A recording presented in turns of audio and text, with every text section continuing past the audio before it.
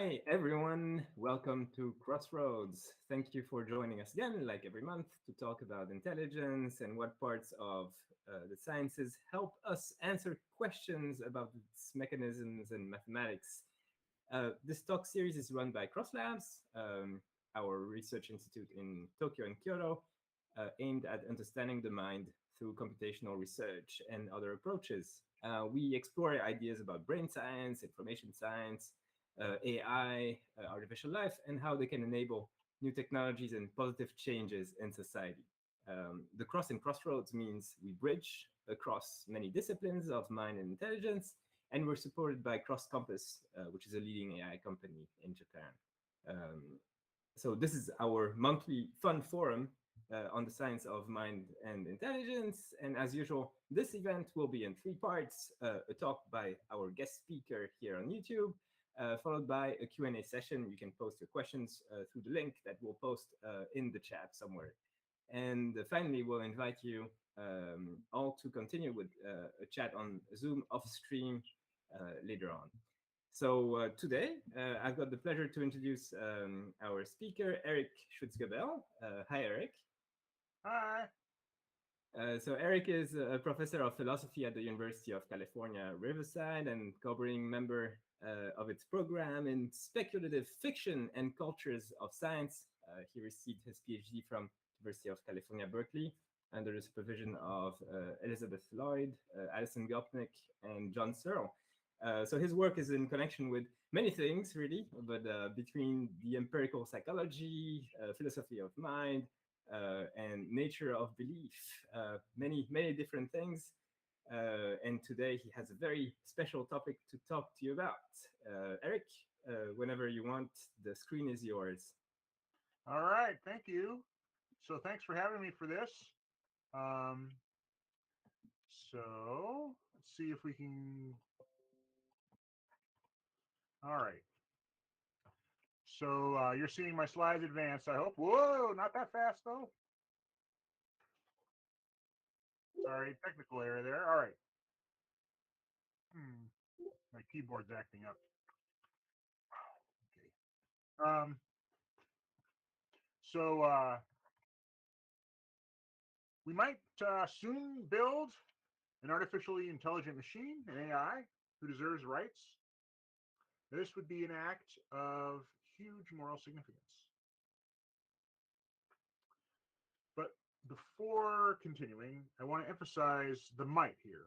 Right? We might soon build an AI who deserves rights. One thing that strikes me as a little strange in discussing these issues is the confidence that people often exhibit, especially on the negative side, among those who dismiss the possibility of AI rights. I can't tell where their confidence comes from. Some people seem to think it's absurd or obviously false that we could ever build a machine with real moral status.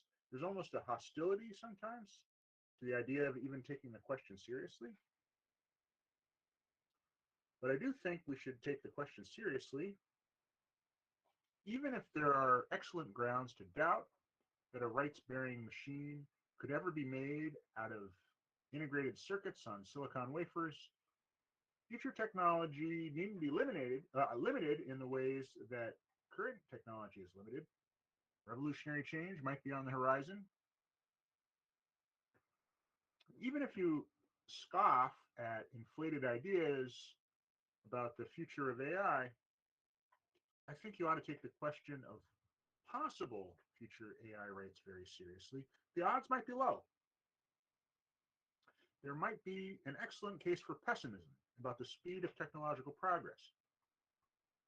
But if there's even a small chance that we could soon be developing AI who deserve rights, that would be so momentous an event that it deserves careful consideration in advance. Unlikely catastrophes are worth guarding against. Now, why do I say catastrophe? Well,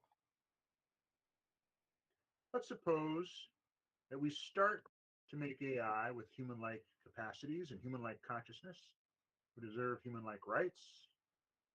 I'll call such AI human-grade AI, right? So Google or Facebook or MIT or the United States Department of Defense or some other corporate government or academic body begins to create fully self-conscious human-grade artificial intelligences. Now, unless international law is extremely clear and restrictive, which I doubt it will be, those first human-grade AIs, or at least a substantial portion of them, will exist at the will and command of their creators, right? This is the possibility that's imagined over and over again in science fiction, from Isaac Asimov to Star Trek to Westworld. And of course, the default state of the law is that our machines are our property to dispose of and deploy as we wish. So also for intelligent machines. By far the most likely scenario is that the first human-grade AIs will be treated as disposable property. But if such AIs really are human-like, with human-like intelligence and consciousness, capacity for pleasure and suffering and all of that, then treating them as disposable property would be the moral equivalent of holding them as slaves. Similarly, deleting them would be the moral equivalent of murder. Government inertia, economic incentives, uncertainty about when and whether we've crossed the threshold of creating truly human-grade entities, and the general human lack of foresight, those will all combine to ensure that the law lags behind. I'd be amazed if the world were fully prepared for the moral consequences.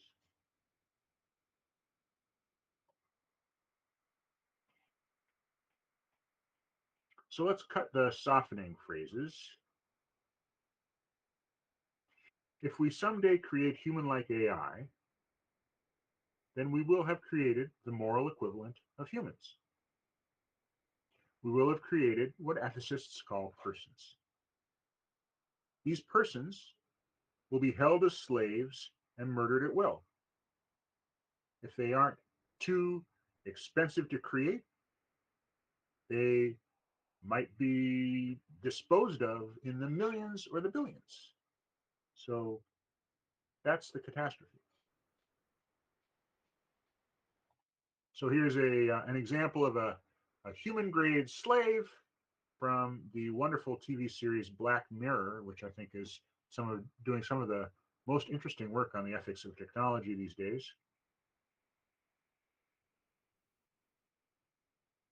So I'm going to present two arguments against the view that it will ever be possible to create AI who are the moral equivalent of humans, and then I'll reply to those arguments. I actually have four, but I'm going to skip over two in the interest of time. So one of these objections I call the objection from psychological difference, right? This is the idea that any future AI would necessarily be psychologically different from us in a way that ensures that it would never deserve moral consideration similar to that of a human being, right? A future AI might, for example, lack consciousness. And maybe consciousness is necessary for full moral status. Or a future AI might lack free will, and maybe free will is necessary for full moral status.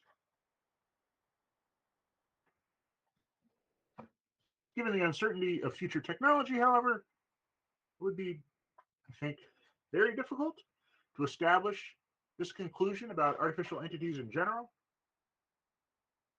Future AI might involve artificially grown biological or semi-biological systems, chaotic systems, evolved systems, artificial brains, systems that more effectively exploit quantum superposition.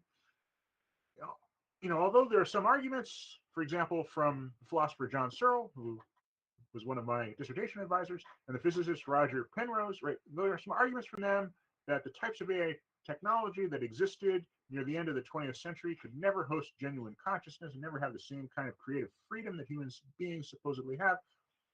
Despite those kinds of arguments, I'm aware of no plausible arguments that this is a permanent condition of AI research. In fact, both Searle and Penrose themselves explicitly allow that future AI constructed very differently from classical AI, could potentially host consciousness and have real creative freedom and insight. So the farthest in this direction one could reasonably go is to think that we probably would never do it, and that if we do it, it will be at least several decades or a century in the future. But if that's your line, then we don't really disagree, right? Soon doesn't need to mean in 10 years. I'm a parent, 10 years flies by. For an outcome as momentous as the creation of potentially millions of enslaved disposable persons, and even a small chance is serious, and even 50 years is soon. So I'm going to skip over two objections that I've often heard against treating AI as the moral equivalent of humans. One is that, well, you could duplicate AI, so they don't really matter that much. And another is that, well, we should really just care about humans because we're humans. We can talk about those later if you feel like in discussion. I'm going to move on to, sorry, that's the Go Team Human objection. I'm going to move on to objection 4. The objection, which I call the objection from existential debt. Right, suppose you create a fully human-grade, self-conscious, intelligent robot. Right, it costs you $1,000 to build and $10 a month to maintain. After a couple of years, you decide you'd rather spend the $10 a month on a streaming video subscription. Learning of your plan, the robot complains, "Hey, I'm a being as worthy of continued existence as you are. You can't just kill me for the sake of better access to Disney movies." Now imagine you reply, "You ingrate, you owe your very life to me. You should be thankful just for the time I've given you. I owe you nothing. If I choose to spend my money differently, it's my money to spend." Right? So the objection from existential debt begins with the thought that artificial intelligence, simply in virtue of being artificial, is made by us, right? And thus it owes its existence to us. And thus it can be terminated or subjugated at our pleasure without moral wrongdoing, as long as its existence overall has been worthwhile. You wouldn't have built that robot if you'd known you'd be on the hook for $10 a month in perpetuity. Its continuation at your pleasure was a condition of its very existence. So when you finally pull the plug, it should consider its life as a whole and feel grateful that you gave it some time upon the earth. So the comparison here is to one argument justifying the permissibility of killing humanely raised meat. Right? The idea is that the rancher wouldn't have brought the steer or the pig into existence except as meat. So as long as the steer or pig's life overall was happy, there's no wrong done when it meets the fate that it was born to. Now, I don't know how well that argument works for humanely raised meat, but when applied to human-grade AI, I think the case is more like this. Anna and VJ decide to get pregnant and have a child. Their child lives happily for his first 8 years. On his 9th birthday, Anna and VJ decide they would prefer not to pay any further expenses for the child so that they can buy a boat instead. No one can be found to care for the child, so they kill him painlessly.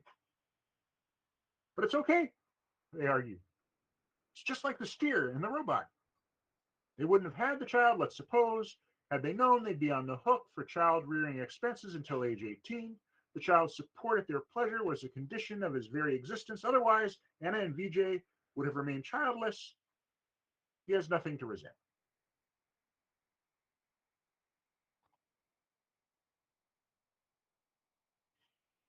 The decision to have a child carries with it the responsibility for the child. It's not a decision to be made lightly and then undone. Although the child in some sense owes his existence to Anna and VJ, this isn't a callable debt to be vacated by ending the child's existence. Similarly, if we bring into existence a genuinely conscious human-grade AI, fully capable of joy and suffering, with the full human range of practical and theoretical intelligence, and with expectations of a future life, we make a moral decision approximately as significant and irrevocable as the decision to have a child. In fact, we should turn the objection from existential debt on its head. If we create truly human-grade AI, we will owe it more than we owe to human strangers. We would owe it more because we, like parents, would be responsible for its having come into existence, and to a substantial extent for its happy or its miserable state. If we as a society someday create truly human-grade AI with the same range of conscious states and potentialities as human beings have, then we enslave and we kill it in large numbers, we will, to put it lightly, have been really terrible parents. To put it less lightly, we will have done perhaps the morally worst thing that a society has ever done in the entire history of Earth.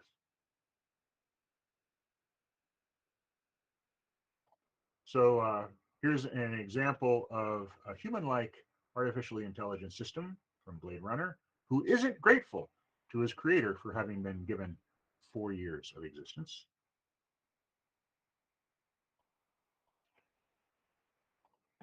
All right, so, okay, let's say you agree with me that if we someday create human-grade AI, we should treat it very cautiously with the same respect and care that we owe to human children. If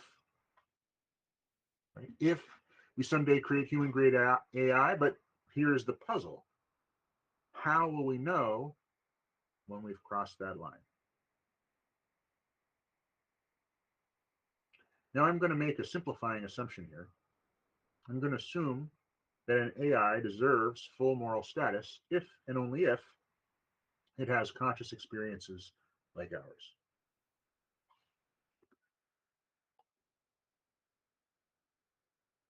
This then, and we can talk about that assumption if you want at the end, but if we make that assumption, then we are thrown sharply onto the puzzle of consciousness.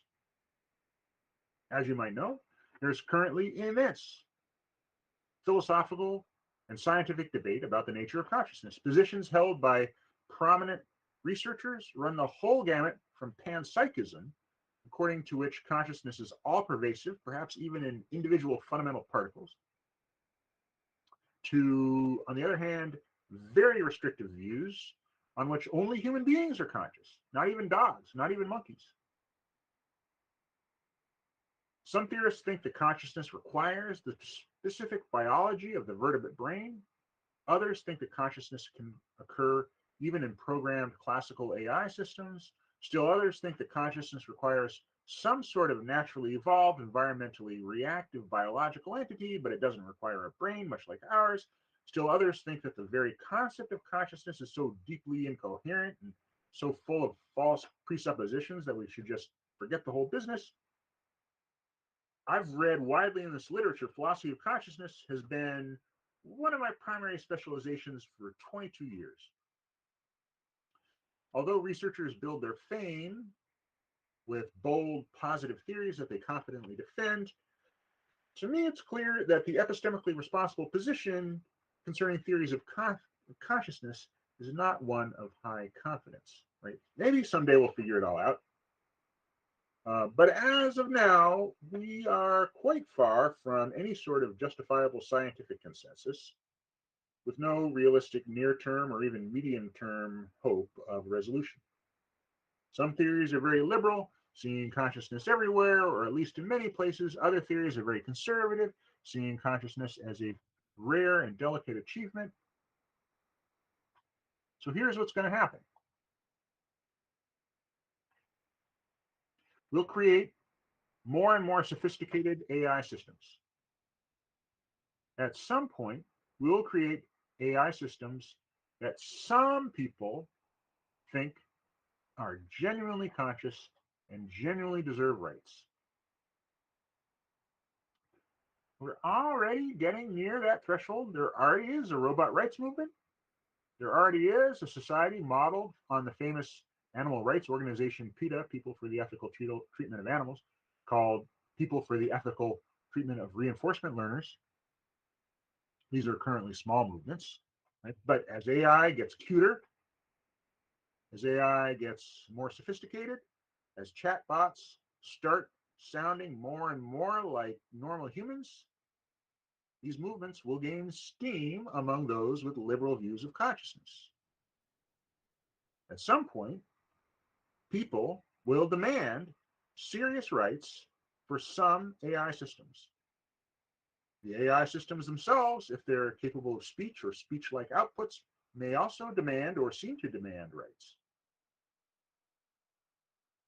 So let me be clear, this will occur whether or not these systems really are conscious. Even if you're very conservative in your view about what sorts of systems would be conscious, you should, I think, acknowledge the likelihood that if technological development continues on its current trajectory, there will eventually be groups of people who assert the need for us to give AI systems human-like moral consideration.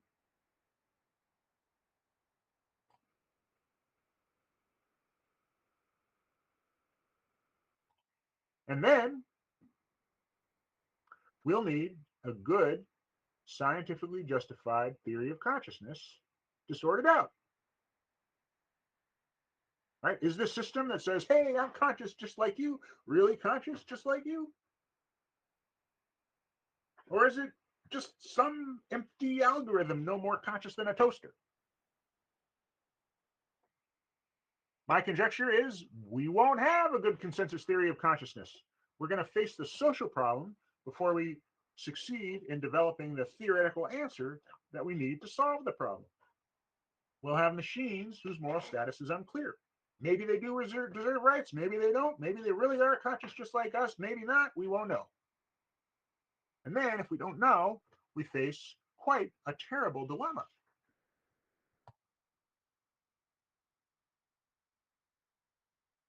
One horn of the dilemma is this, right? If we don't give these machines rights, and if it turns out the machines really do deserve rights, then we will be perpetrating slavery and murder every time we assign a task and delete a program. So the other horn might seem safer, if there's reasonable doubt, to assign rights to machines. But on reflection, this is not so safe. We want to be able to turn off our machines if we need to turn them off. Futurists like Nick Bostrom have emphasized, rightly in my view, the potential risks of letting superintelligent machines loose into the world. These risks are greatly amplified if we too casually decide that such machines deserve rights and that deleting them is murder. Giving an entity rights sometimes means sacrificing others' interests for it, right? Suppose there's a terrible fire. In one room, there are 5 humans who are definitely conscious. In the other room, there are 6 AI systems that might or might not be conscious. Right? You can only save one group, the other group will die. If we give robots who might be conscious equal rights with humans who definitely are conscious, then we ought to go save the 6 robots and let the 5 humans die. If it then turns out that we were wrong all along, the robots really underneath it all, they're just toasters, then that's a tragedy. So let's not too casually assign human-like rights to AI. So unless there's some outstanding saltation in the science of consciousness or some substantial deceleration in the progress of AI technology, it's likely that we'll face this dilemma. Either deny robots rights and risk perpetrating a holocaust against them, or give robots rights and risk sacrificing real human beings for the benefit of mere empty machines.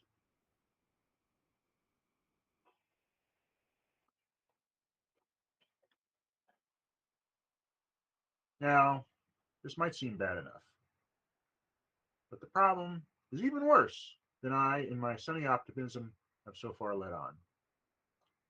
I've assumed that AI systems are relevant targets of moral concern if they're human grade, right? That is, if they're like us in their conscious capacities. But the odds of creating only human grade AI are slim. In addition to the kinds of AI we currently have, which I assume don't deserve any serious rights or moral status, there are, I think, at least 4 broad moral categories into which future AI might fall. Those are animal grade, human grade, superhuman, and divergent. I've only discussed the human grade type so far, but each of the 4 classes raises puzzles. Right, so animal grade AI, right? Not only human beings deserve moral consideration, so also do dogs, apes, dolphins. Animal protection regulations apply to all vertebrates. Scientists can't even treat frogs and lizards more roughly than necessary. The philosopher John Basil has argued that AI systems with cognitive capacities so similar to the cognitive capacities of vertebrates ought to receive similar protections. Just as we shouldn't torture and sacrifice a mouse without excellent reason, so also, according to Basil, we shouldn't abuse and delete animal-grade AI. Basil's proposed that we form committees modeled on university animal care and use committees to evaluate cutting-edge AI research to monitor when we might be starting to cross this line.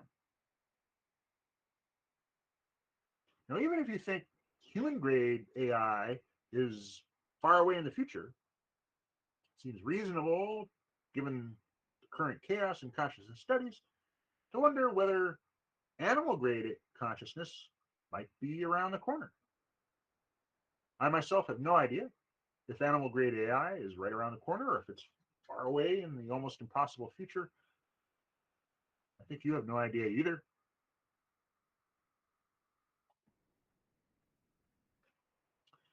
Superhuman AI, right?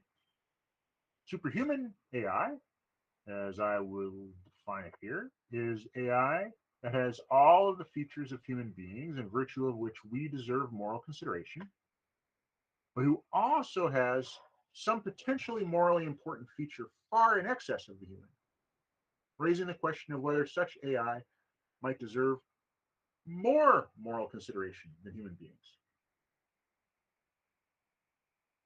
There aren't a whole lot of philosophers who are simple utilitarians, but let's illustrate the idea with utilitarianism as our example. Right. According to simple utilitarianism, what we morally ought to do is whatever maximizes the overall balance of pleasure to suffering in the world. Now, let's suppose that we can create AIs that are genuinely capable of pleasure and suffering. I don't know how we'll do that. Not knowing is part of my point, but let's just suppose. Now, if we can create such AI, then it might also be possible to create AI that's capable of much, much more pleasure than a human being is capable of. Take the maximum pleasure you've ever felt in your whole life over the course of 1 minute. Call that amount of pleasure X.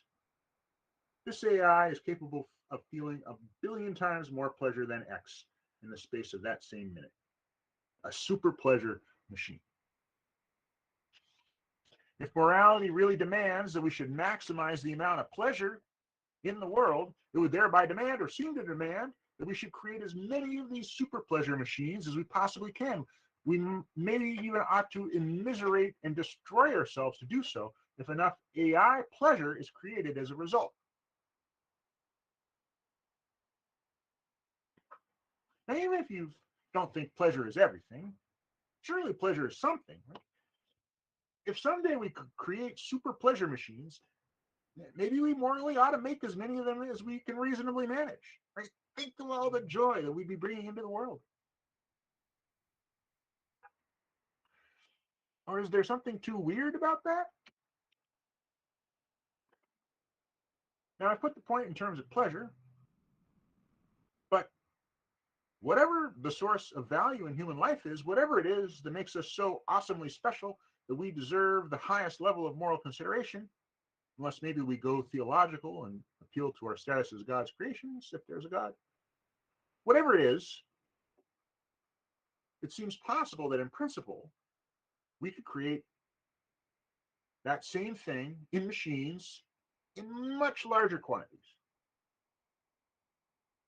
We love our rationality, our freedom, our individuality, our creativity, our independence, our ability to value things, our ability to participate in moral communities, our capacity for love and respect.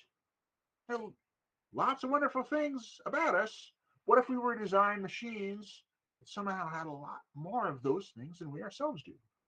We humans might not be the pinnacle. And if not, well, should we bow out, allowing our interests and maybe our whole species to be sacrificed for something greater?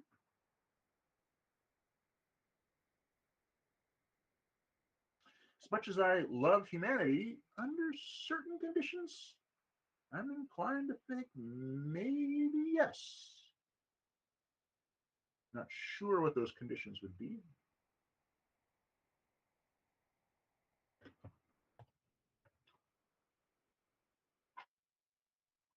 Finally, Divergent AI. So this is the most puzzling case, I think, and maybe the most likely too. Divergent AI would have human or superhuman levels of some features that we tend to regard as important to moral status, but subhuman levels of other features that we tend to regard as important to moral status. So, for example, it might be possible to design AI with immense theoretical and practical intelligence, but with no capacity for genuine joy or suffering, right? Such AI might have conscious experiences with little or no emotional valence, right? So just as we can consciously think to ourselves without much emotional feeling, right? There's a mountain there, there's a river there, or this is the best way to grandma's at rush hour. So also this Divergent AI could have conscious experiences like that, but it would never feel, wow, yippee, and it would never feel crushingly disappointed. It would never feel bored or depressed. It isn't clear what the moral status of such an entity would be, right? On some moral theories, it would deserve human grade rights. On other moral theories, it might not matter much how we treat it. Or consider the converse, a super pleasure machine, but one with little or no capacity for rational thought. It's like one giant irrational orgasm all day long. Would it be great to make such things and terrible to destroy them? Or is such irrational pleasure not really worth that much in the moral calculus? Or consider a third type of divergence, which I've elsewhere called fission fusion monsters. Right? A fission fusion monster is an entity that can divide and merge at will. It starts perhaps basically as a human grade AI, but when it wants to, it can split into 6 or 1,000 or 1,000,000 descendants, each of whom inherits all of the capacities, memories, plans, and preferences of the original entity. These descendants can then go about doing their independent things for a while, and then if they want, merge back together again into a unified whole, remembering what each individual did during the period of individuality. Other parts might not merge back, but choose instead to remain as independent individuals, maybe eventually coming to feel independent enough from the original to see the prospect of merging as something similar to death. Now, without getting into the details here, a fission fusion monster would risk breaking our concept of individual rights, such as one person, one vote. How many votes would it get? The idea of individual rights rests fundamentally on the idea of people as individuals, right? People who live in an undivided way in a single body for a while and then die with no prospect of splitting or merging. What would happen to our concept of individual rights if we were to share the planet with entities for which our custom model of individuality is radically false? All right, so I'm going to summarize and offer some policy suggestions, right? So first, human-grade AI might come soon, or it might come a long time in the future, or it might never come.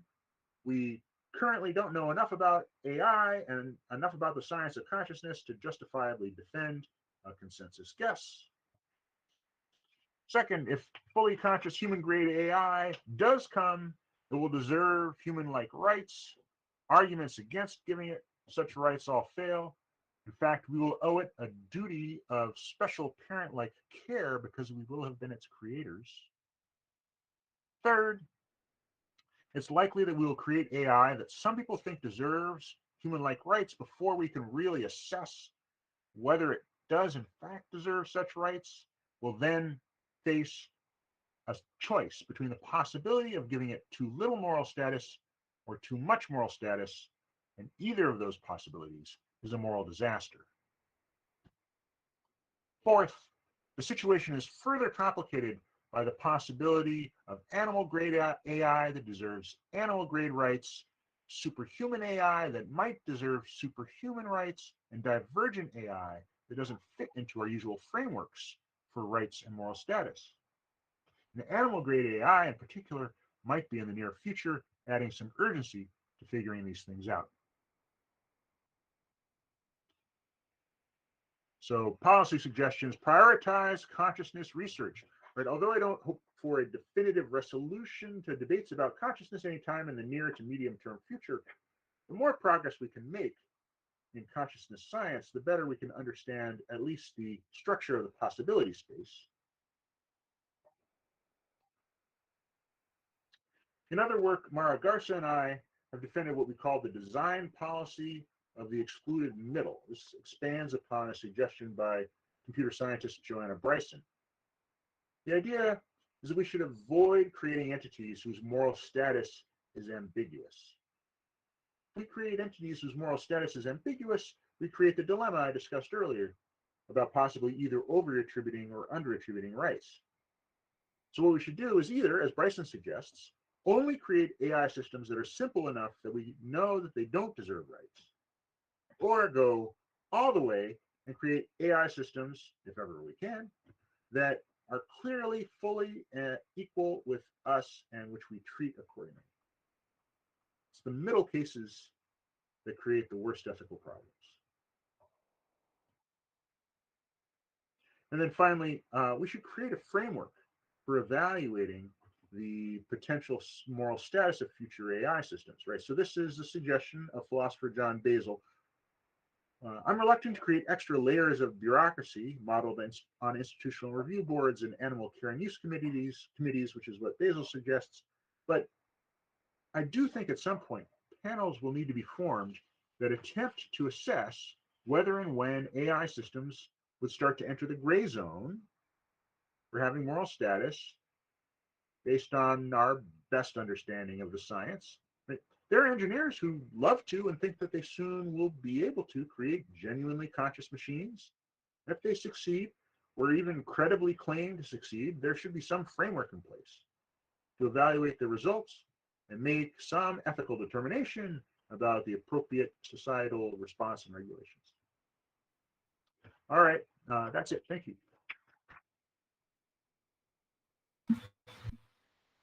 Thank you so much, Eric, for a very insightful talk, and I think people have been chatting a lot here on YouTube, and we'll receive a bunch of questions very soon. So if you have questions, don't hesitate to post them on Slido. The code is CROSS. I think at Cross Labs, we work in AI, of course, but also artificial life, a field that's exploring the diversity of possible intelligences and life-like mechanisms, I guess, that can emerge in any kind of substrate, really, not only silicon or biological material. But I guess that's adding a lot, in my opinion, to the sort of richness and nuances in adding that to the mix, and maybe complicates also delectably the debate. What do you think? Is there yeah, a large field of application beyond beyond the realm of silicon AI.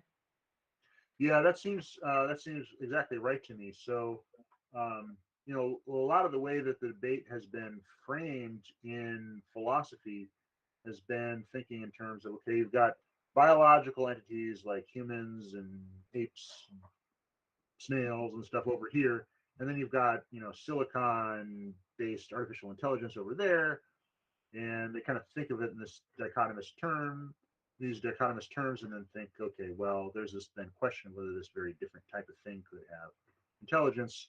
And then Searle and Penrose, for example, think, well, you know, silicon stuff couldn't, right? But if you complicate by creating this whole range of other entities that might have some features that are similar to those of biological life, but they're not, you know, silicon chips, you know, then you just add a further layer of complexity to the question. You undermine the Searle and Penrose arguments against uh, intelligent AI, as Searle and Penrose themselves admit, um, and you, I think, increase the possibility of divergences from our usual conceptual frameworks, uh, the frameworks that we're used to applying for moral problems.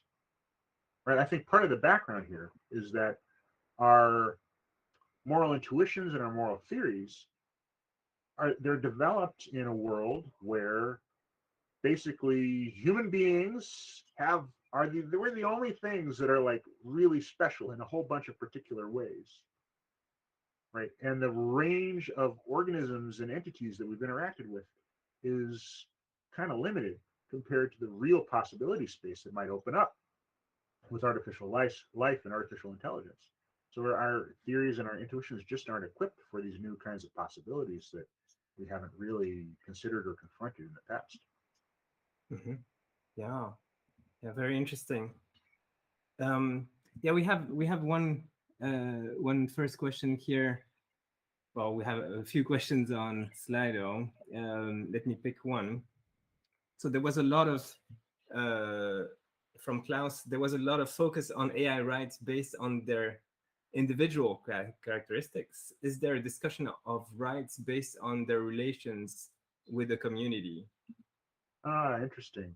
Yeah, certainly some of the people who work on AI rights are interested in a relational approach.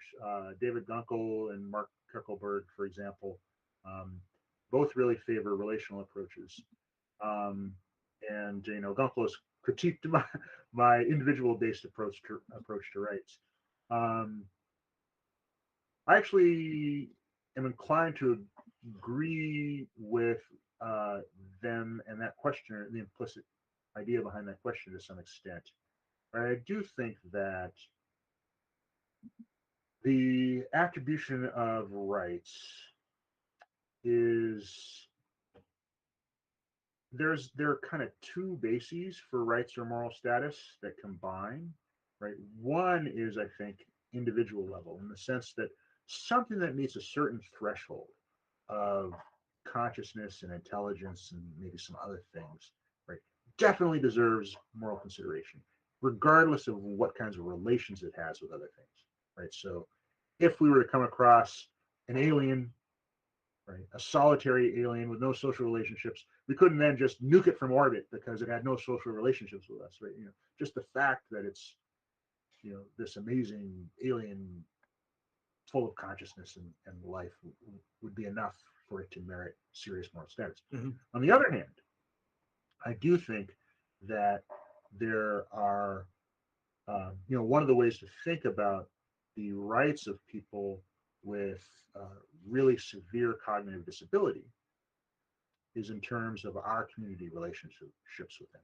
We don't ground their special moral status in thinking about are they really more intelligent than a dog, if that question even makes sense, right? It's just not the right way to think about it because they are members of our community, regardless of their disability, and that is sufficient to warrant giving them rights. Similarly, when we think about pets versus wild animals, right? The fact that pets are dependent on us and members of our communities, that gives us, I kind of think, them a special status compared to wild animals. So I do think that a full treatment of this has to take relational elements into account as well. Very interesting. Yeah. I guess we had a workshop just a couple of weeks back at Cross Labs on the extended mind and what it means for AI. Perhaps using AI augments somehow our capacities in a continuous way. And in a sense, a phone or a device that we use on an everyday basis for the computation of our own cognition as a necessary part in many cases might be considered as, and we chatted about this a while back, right? It could be considered as a part of our body.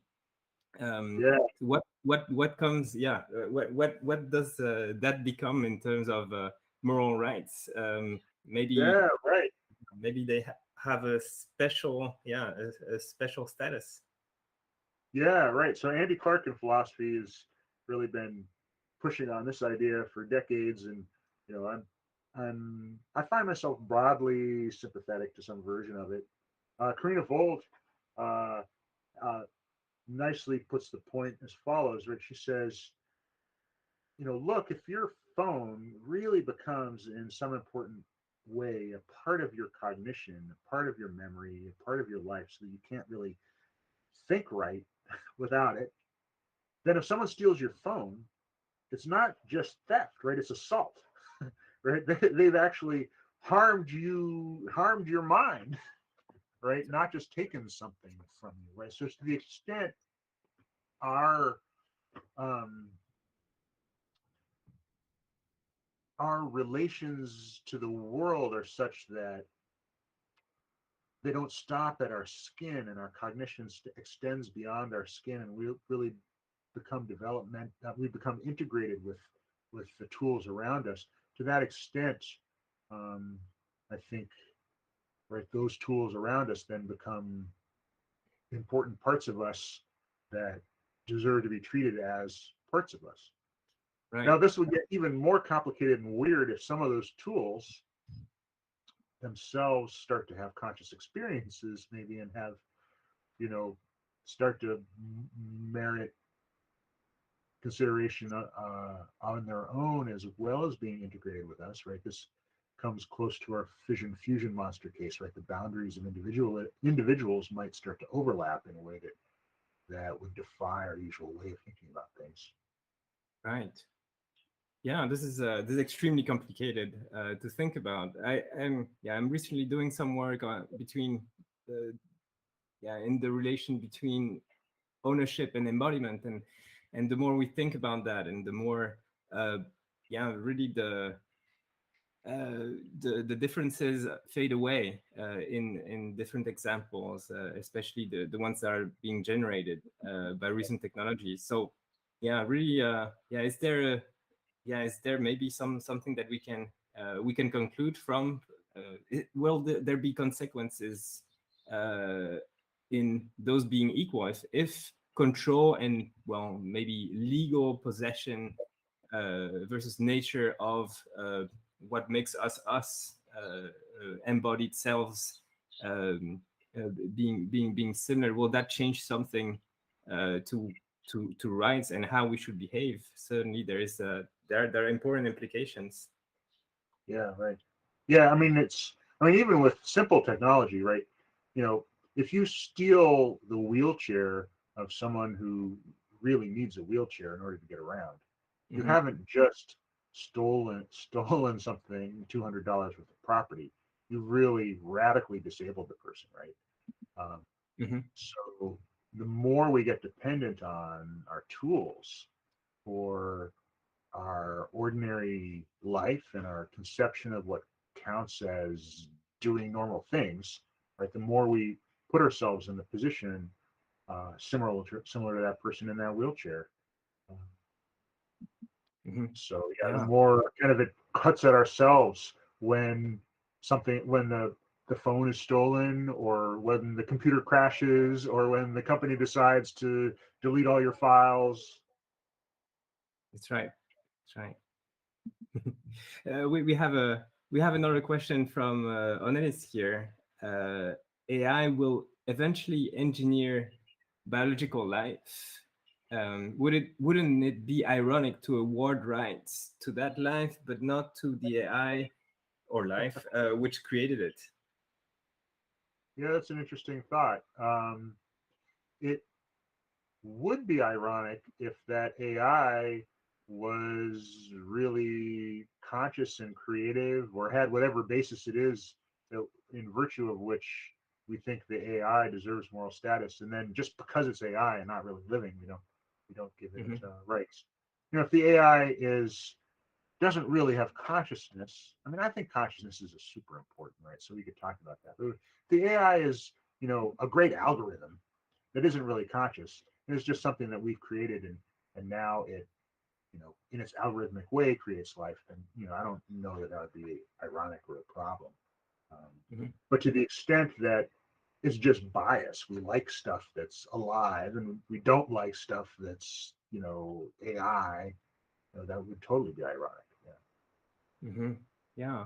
At the end of the day, it's very difficult. Is there an equation of all that? What do we value? We value intelligence. We value, you mentioned a lot of things, right? It could be autopoiesis, self-awareness, or consciousness. I think in the chat, people mentioned that they don't know what it means, how it's defined, that it cannot be defined. I certainly empathize with all of that. I spent a lot of time reading about it, and I still don't know how to define it. Pain, pleasure, care. What's the equation like? Right. I mean, that's one thing that we don't know, because we've had the luxury of having all of these things go together in our favorite species, us.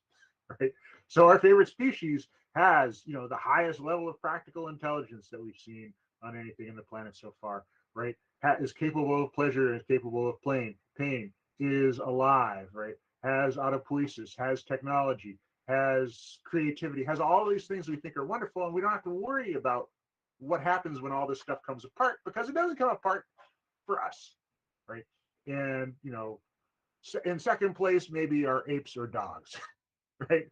And we give them a certain amount of moral concern, right? But they're way behind us in so many of these things. I mean, maybe not all of them, but right. So when these things come apart, then we need to decide, okay, well, what if you had a lot of practical cognitive ability, but no self-awareness or consciousness, right?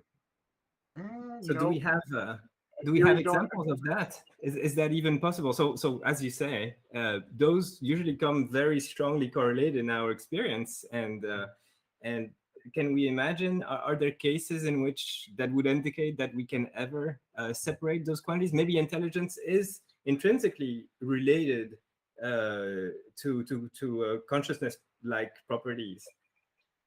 It might be, right? Certainly on some theories of consciousness, it would be. That's right. Right. So, but on other theories of consciousness, maybe not. So that's, this is what throws us on to these puzzles about consciousness, about theories of consciousness, right? So consciousness, as I define it, and as it's standardly thought of in recent Anglophone philosophy, is just having experiences, having the phrase we sometimes use, and it helps some people, but other people find it confusing, is there's something it's like to be you, right? So there's something it's like to be a bat, right? There's something it's like to be a person. There's something it's like to be a dog. There's nothing it's like to be a stone. There's nothing it's like to be a toaster, right? Maybe unless some of the wildest panpsychist theories are true, right? That's what consciousness is. It's that thing, right? So we normally think there's nothing it's like to be a laptop computer in 2022, right? It's like a stone, right? It can create some amazing outputs. It could whip my butt in chess, right? But it doesn't have the kind of the what it's likeness. It doesn't have experiences. It doesn't feel like anything to be a laptop computer. So we normally think, right? So then the question is, all right, so laptop computers can do some pretty sophisticated stuff. Could we have stuff that's even more sophisticated, maybe that even has more general and practical intelligence than us, but still is like a laptop computer in the sense that it really doesn't feel anything on the inside. It's got no experiences. There's nothing it's like to be that complicated machine. That's That's right. that's the question that is really completely theoretically wide open. And some philosophers and scientists think yes, absolutely, that would be possible, and others think no way. My favorite theory says no, but we're not in a position right now for kind of to arrive at consensus between those different types of perspectives. Mm-hmm. And yeah, in those examples, I guess those still relate to the attribution that we have until we can do something that is empirically proved. We'll have to rely on trusting our guts. So how much can we trust our guts, and how much can we trust society to decide for us, right? So also, if someone cares a lot about this, this AI that plays chess better than you, then it would be considered hurting them somehow indirectly, like you mentioned before. It's an attribution problem. Maybe a related question to that is one that we received on Slido. Framing by asking first why we opt to owe each other rights, and then applying that to new elements of society seems to avoid the what is consciousness thing. Would you agree? I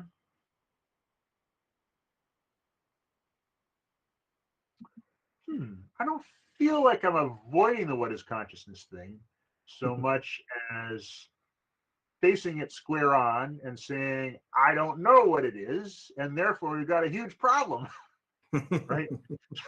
So if I was saying, look, let's not talk about consciousness, that would be different. But instead, I think, right, consciousness is super important. And that's exactly what we don't know about. So, yeah, I mean, I frame it by starting with us, but really the idea is to get to to see the puzzle of consciousness near the heart of the confusion. So I agree with the spirit of the comment, except I don't think it's a criticism. I think it's actually an agreement. Right. I wanted to follow up just a little bit on your gut thing, because I think that's really right near the heart of the matter here, right? So the theories, we don't know about the theories, so we kind of trust our guts, right? But our guts have been trained evolutionarily, historically, in our social development, just in a totally different kind of environment than might now be coming, right? So just like our intuitive physics was trained on medium-sized things in relatively slow, low-energy environments, right? It just completely breaks down when you get to the subatomic or to the cosmic size, right? So also our intuitions about intelligence and consciousness and moral status, they're all trained on that old stuff that and we're we're doing the equivalent of space exploration and microscopy now, right? So it would be applying our old gut intuitions is kind of like applying medieval physics to space flight. It's just not going to work, right?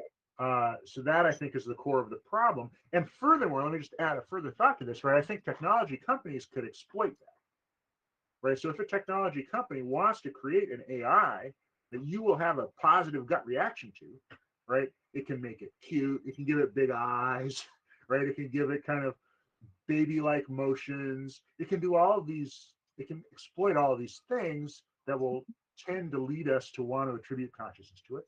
Or conversely, if the company wants us to, ignore the status of the AI, right? It could just put it in a plain, boring box with no good interface, and then that will be our gut intuition. But that might not track at all what's going on inside in terms of its real cognitive complexity.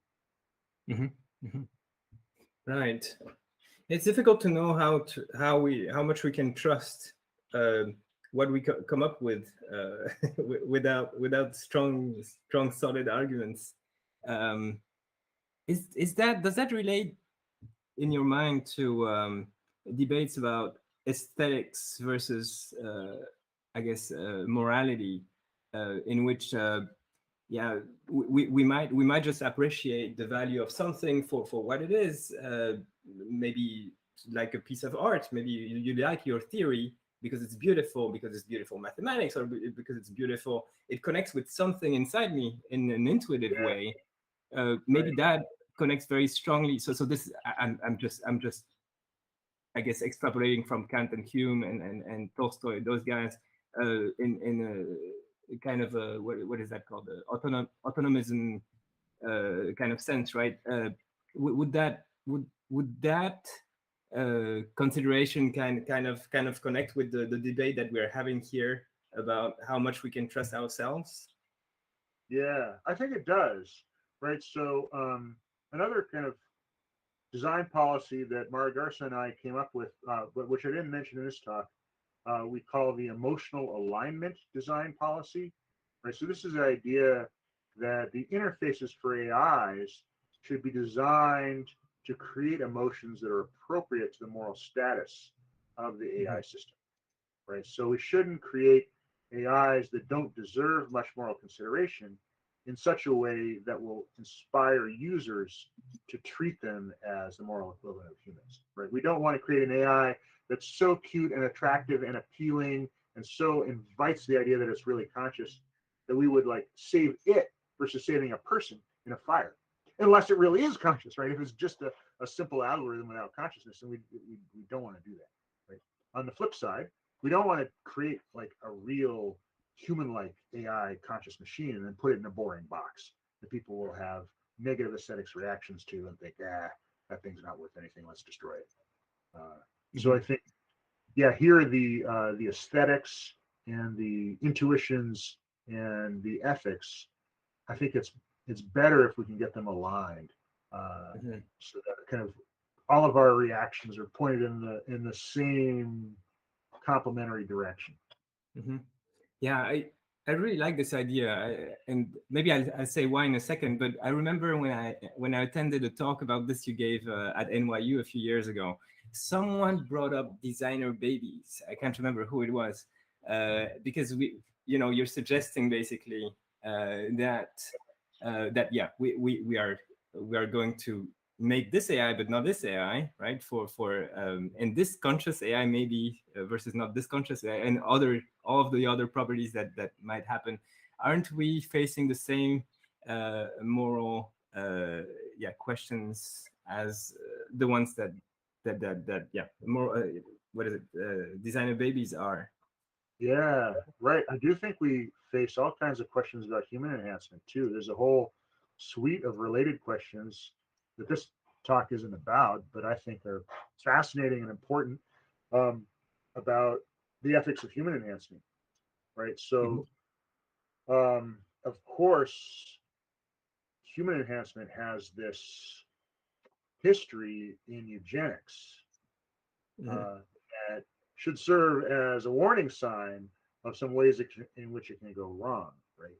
Mhm. And especially people in the disability activism community tend to really dislike this idea of choosing to create babies that match our current ideas of what we value in, say, intelligence and beauty and those sorts of things.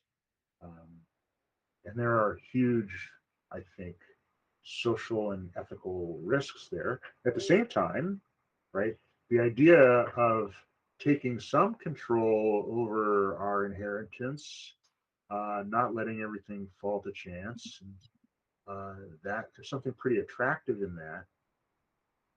And then on the third hand, if I'm allowed to have three hands, and since we're talking about human enhancement, maybe I am, then on the third hand, I think uh,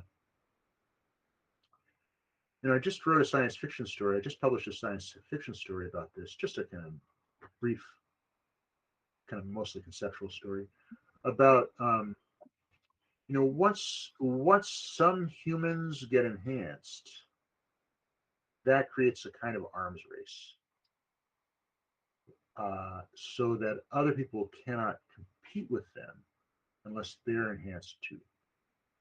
Right. So let's imagine this isn't a we don't have to do this in terms of babies. We can do this in terms of say, just the chemical enhancement of your cognitive powers, right? If we were to create chemical means to give some people great attentional focus and little need for sleep,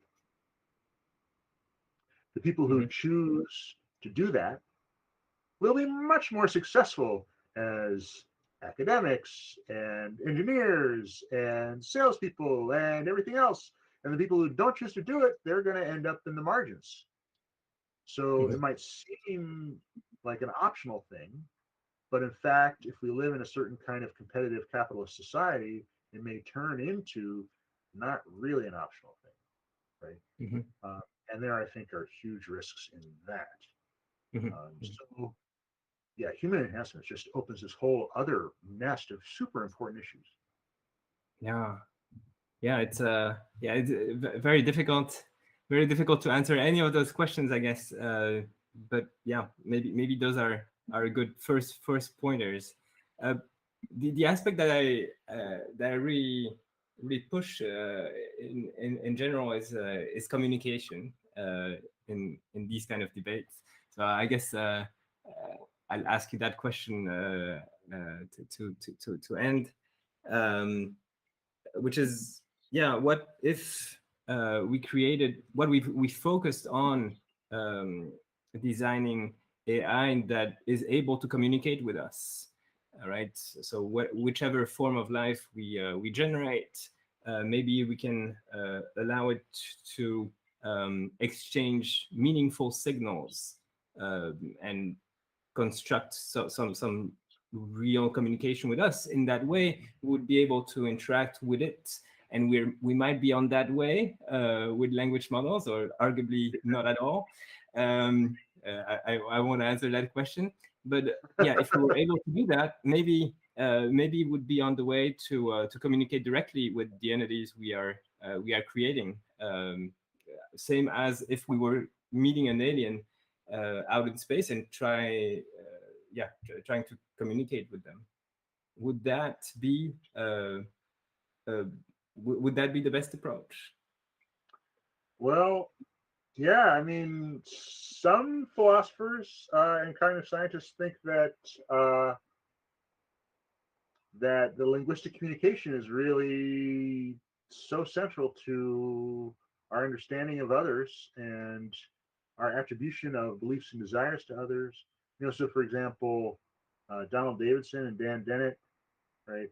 They both think in terms of, when something can speak to us and speaks to us really like a human speaks to us, that's when we understand it as a thing that can have desires and beliefs and those kinds of things that are really, in their view, really central to being human or the equivalent of a human. So, if you're attracted to a view like that, right, then going down the path of language modeling, maybe that's how you get there. Although, on the other hand, maybe language models can only create kind of the superficial imitation of real speech and not something that has real cognition under it. I can't resist mentioning here. So I mentioned Dan Dennett as someone who's an advocate of this view. He's one of the world's most famous philosophers. So I'm working on a project with him and some other people where what we've done is we've taken almost his entire corpus of philosophy that he's written, since the 60s. He's written an immense amount of stuff, millions and millions of words. And we've fine-tuned the GPT-3 language model on it to see if we could create a language model that will answer philosophical questions somewhat like the way Dan Dennett does. I see. So, all right. So I have many things to say about that. So far, I'll say the results sound a little bit more like an enthusiastic but not very good student of Dennett, like Dennett himself, which is not surprising. And of course, you can fool this thing. If you ask it trick questions or you engage in an extended conversation, you can pretty quickly tell this isn't a real person. But, for paragraph long answers, it kind of looks like a B philosophy student who likes Dennett. Right. Which is actually kind of in a way pretty amazing already. Yeah, we're going to be giving a talk on this at the Robo Philosophy Conference in a couple months. Very nice. Yeah. Which month? Which month will it be? I think it's July, but I'm not sure. All right. Yeah, so we'll invite people to join that. We'll also have our own workshop that we're organizing at the Artificial Life Conference on the moral status of artificial living systems. So people can also look forward to that. Thank you so much for this very nice discussion. The time is time has flown by, but we want to continue these discussions, maybe about also language models, all sorts of interesting questions. So we'll continue that as usual on Zoom, off stream. Thank you to everyone who joined us this morning or evening. It was very nice to have you, and join us again next month for more chats about the nature of the mind.